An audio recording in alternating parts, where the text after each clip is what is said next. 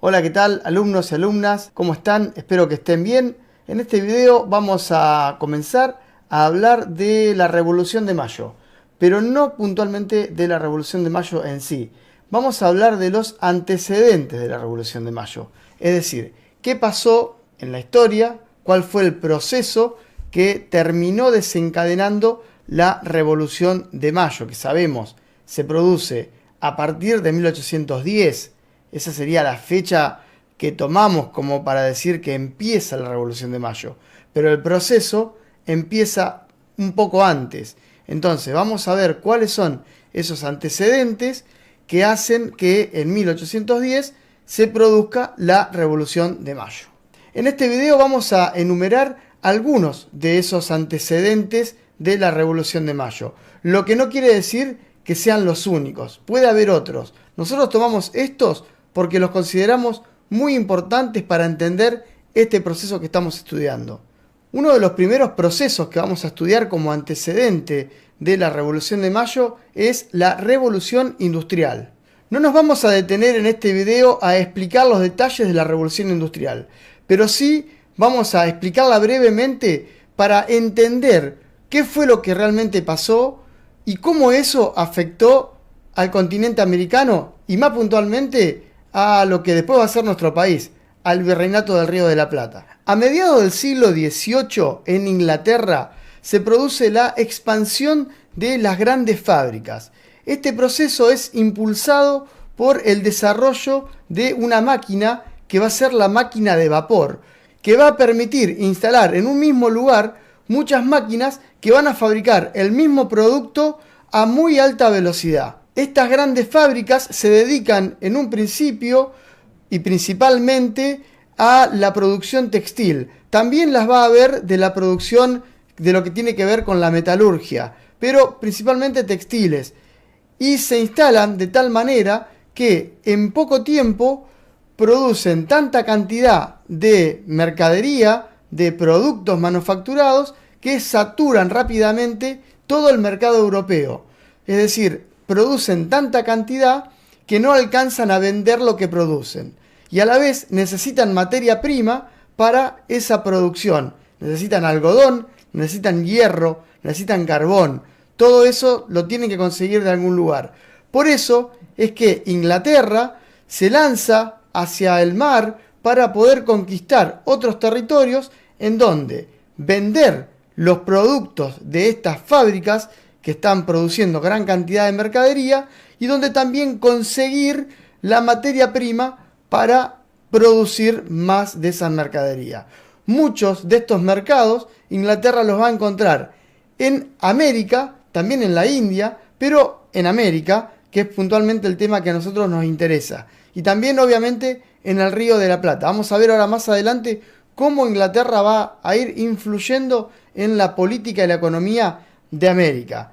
Entonces, sale Inglaterra a buscar mercados para vender sus productos y a buscar territorios donde conseguir materia prima como por ejemplo el algodón o la lana. En esa búsqueda de estas materias primas y de esos mercados, Inglaterra empieza a presionar sobre la economía y la política de las colonias españolas en América y empieza a meter, como quien dice, la idea del libre comercio. El libre comercio que permitiría recibir productos desde Europa y enviar productos hacia otro país europeo que no sea España, en este caso Inglaterra. Entonces, introduce la idea del libre comercio, una idea que va a dar vuelta por muchos años en América y que va a ser una de las cuestiones que se van a poner de manifiesto también en la Revolución de Mayo. Otro de los antecedentes importantes de nuestra Revolución de Mayo es la Declaración de Independencia de los Estados Unidos. En el año 1776 se independizan las 13 colonias norteamericanas y comienzan a formar parte de un nuevo país, de Estados Unidos de América. Se independizan del Imperio Británico. En esa Declaración de Independencia se dice, por ejemplo, que todos los hombres y mujeres, podemos decir, son iguales ante la ley, incluso los esclavos. y desde ese momento se instala en Norteamérica una república, con un presidente, con un parlamento y con un sistema de justicia, que esto va a ser un hecho absolutamente revolucionario. Este hecho es visto por los europeos y por todo el mundo en general, pero también es visto con mucha simpatía por algunos hombres, algunos personajes de Sudamérica que estaban ya pensando en un proceso similar, es decir, marca un camino para seguir en esa idea. Además de la revolución que va a llevar a la independencia de los Estados Unidos, en América del Sur se van a producir otras revueltas o revoluciones mucho más chicas que no tienen un carácter independentista, pero que sí van a tener un peso importante a la hora de marcar antecedentes que vayan en contra del poder de la monarquía absolutista española. Ya vimos en otros videos y hablamos de este tema, pero lo vamos a ampliar un poco. En el año 1780, el cacique José Gabriel Condorcanqui, más conocido como Tupac Amaru, se rebeló junto a otras varias tribus y también junto con algunos mestizos contra el poder español. Como decíamos, si bien esta rebelión no tuvo un carácter independentista, sino que lo que buscaba era conseguir mejores condiciones de vida y también aplacar un poco la gran presión que ejercía la monarquía con los impuestos que cobraba y sobre todo con la carga de trabajo que le mandaba hacer a los indígenas. Esto tiene que ver entonces con eso, con ese reclamo puntual, pero es una revolución en contra del poder monárquico. Si bien esta revuelta fue aplacada muy salvajemente, el cacique Tupac Amaru fue muerto, fue descuartizado para tener así un escarmiento brutal y que nadie se atreva a hacer algo así de nuevo. El germen de esta rebelión quedó en la gente de Sudamérica, es decir, esa idea de poder rebelarse contra el poder español quedó por ahí guardada y va a volver a renacer con la Revolución de Mayo. Si vamos a hablar de antecedentes de la Revolución de Mayo, tenemos que referirnos sin lugar a duda a la Revolución Francesa, porque es un proceso político y social que va a dar lugar a un montón de otras cuestiones en el mundo. La Revolución Francesa se produce en 1789 y se trata de una revolución, una revuelta popular que pone fin a la monarquía de Luis XIV en Francia. El pueblo francés se formó como una asamblea popular y tomó el poder de Francia, eliminando todos los privilegios de los nobles. Entre esos privilegios, por supuesto, el privilegio que tenían de no pagar impuestos, algo muy, muy importante. Esa revolución en Francia fue donde se habló por primera vez de los derechos de las personas. Los tres principios de la revolución eran, lo voy a decir en francés, a ver si me sale, liberté, égalité et fraternité. Lo vamos a decir en castellano, libertad, igualdad y fraternidad. Esos eran los tres principios de la revolución.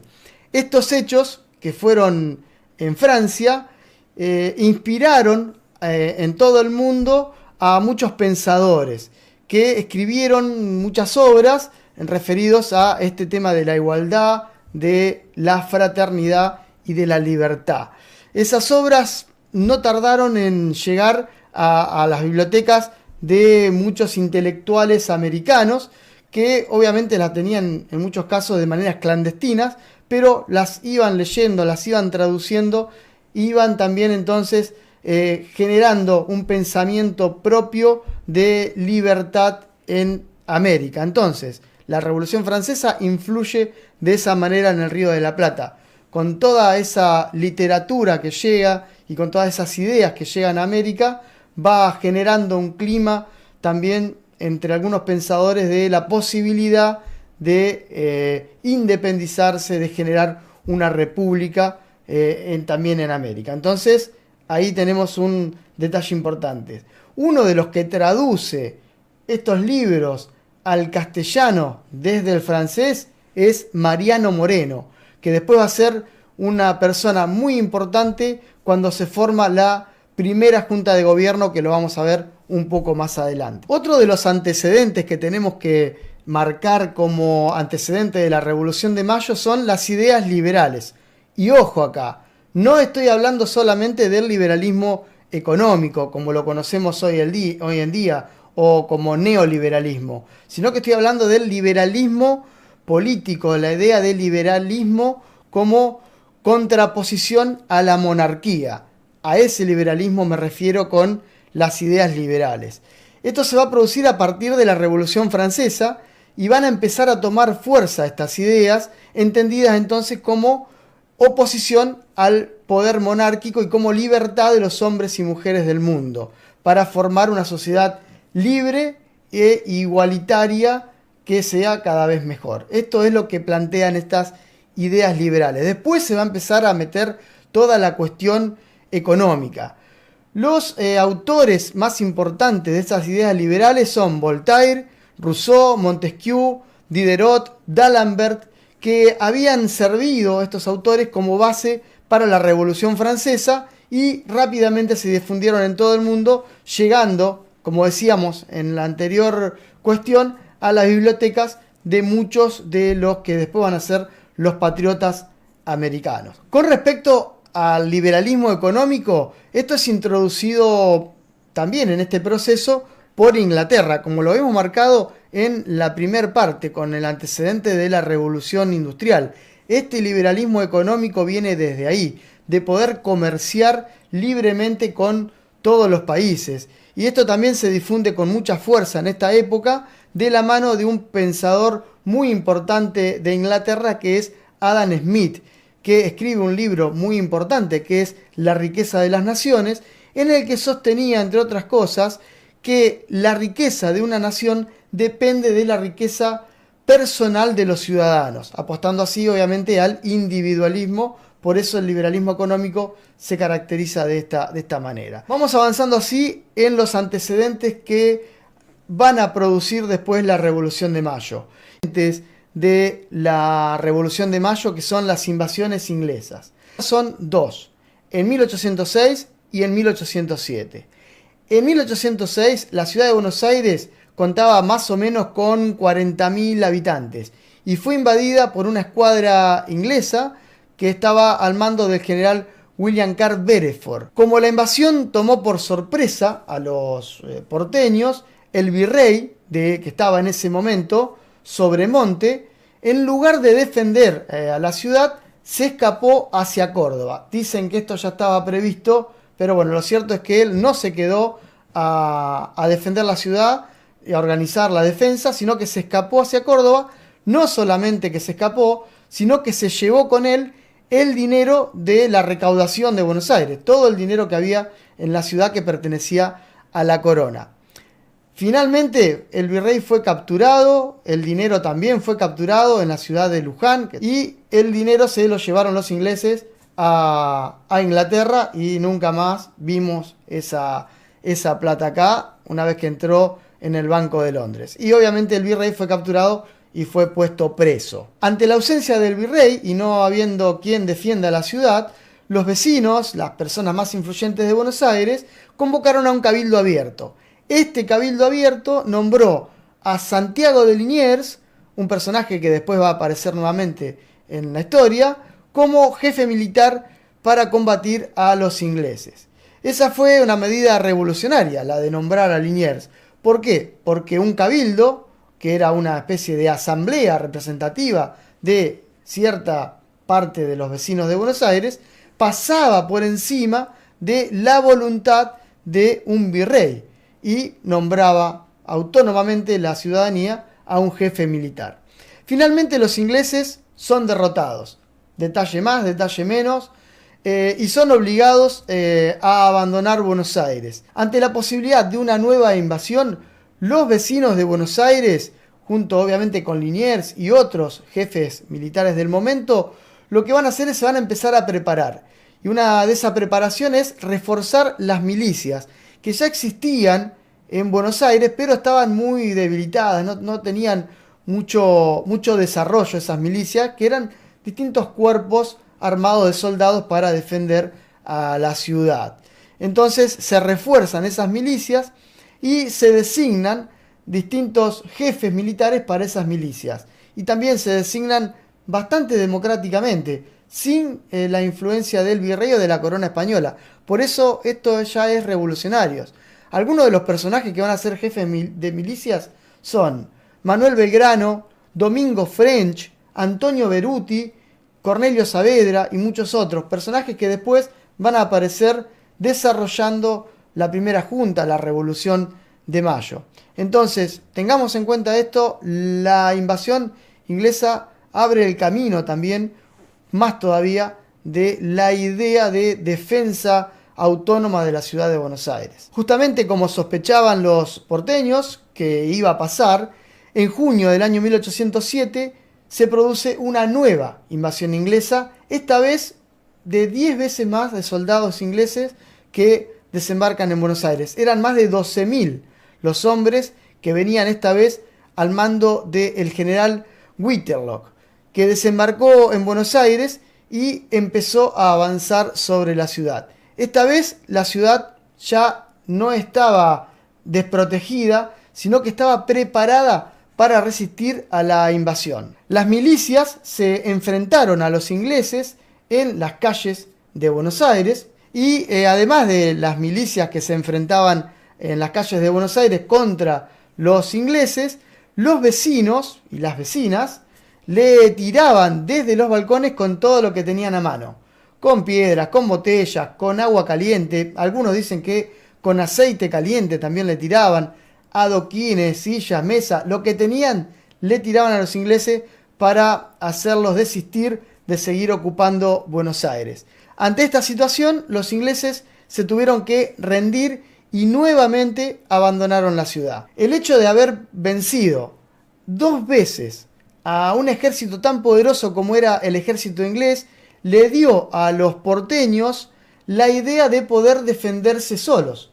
Más aún cuando en la primera invasión el virrey se rajó para Córdoba, se llevó la plata y no hizo nada para defender a la ciudad. Era el representante del rey, no hizo nada. Se tuvieron que organizar solos. Y en la segunda fueron los vecinos también que ayudaron a echar a los ingleses de Buenos Aires junto con las milicias populares. Entonces, esto le dio a los vecinos de Buenos Aires alguna idea. Digamos, empezaron a pensar en algunas cosas como decir, bueno, nos podemos defender también entonces de uno de los imperios más grandes del mundo. Y algunas personas, algunos pensadores, algunos que habían participado de estas milicias, empezaron a pensar en si España y el rey los cuidaban tanto, como decían. Y entonces ahí se empezó también a aprender la idea de decir, bueno, puede ser que si echamos a los ingleses, también podemos sacarnos de encima al imperio español, ¿sí? A la monarquía española. Bueno, hasta acá vimos los antecedentes de la Revolución de Mayo. No todos, algunos,